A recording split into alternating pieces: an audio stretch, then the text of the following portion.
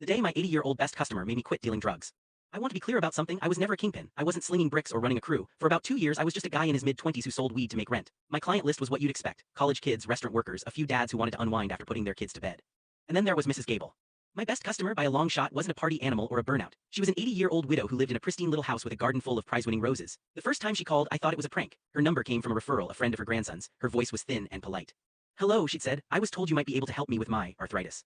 The first time I went to her house, I felt like I was about to get arrested. But she just opened the door, smiled warmly, and invited me into her spotless living room. She had me count the money twice, then she put the small baggie I gave her into a fancy tea canister.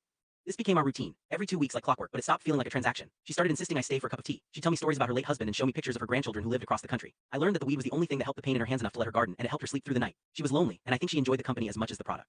I never felt guilty about selling to Mrs. Gable. In my mind, I was helping her. Then things got complicated. My supplier, a guy with zero patience and a scary temper, fronted me a large amount of product. He wanted his money in 2 weeks. It was more than I usually handled, and I was struggling to move it. The deadline was approaching, and I was about $2,000 short. This was the kind of trouble you don't talk your way out of. I was starting to panic. That's when Mrs. Gable called. It was a week early.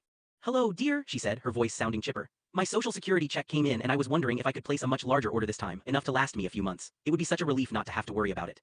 A huge wave of relief washed over me. This was it. This was the solution to my problem. I asked her how much she was thinking. She named an amount. It was almost exactly what I needed to pay my supplier.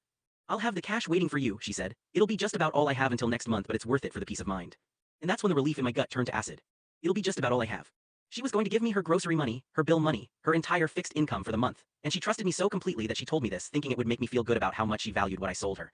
I hung up the phone and just sat there for a long time. I had two options. I could take her money, solve my dangerous problem instantly, and tell myself it was her choice, or I could not. An hour later, I was at her door. She had the cash sitting on her coffee table in a neat little stack. "Thank you again, dear," she said, smiling. "You're a lifesaver." I looked at the money, then at her. "Mrs. Gable," I said, my voice shaking a little, "I can't sell you anything today or ever again." Her face fell. "Oh, did I do something wrong?" "No, not at all," I said quickly. "It's me. I'm quitting, getting out of the business. It's getting too risky and I can't do it anymore." I reached into my pocket and pulled out the rest of my personal stash, not a huge amount, but enough for a few weeks. "This is for you," I said, placing it on the table next to her cash. "A thank you for all the tea." She looked confused. "But what will I do?" "There's a new CBD shop that opened downtown," I told her. "It's legal. They sell oils and lotions that are supposed to be really good for arthritis pain. It's safer. You should go there." I left her house that day, walking away from the money that could have solved all my problems. The next 2 weeks were hell. I sold my laptop, my TV, and worked a bunch of under-the-table manual labor gigs to scrape together the cash for my supplier. I paid him back at midnight on the day of the deadline, my hands raw from hauling shingles.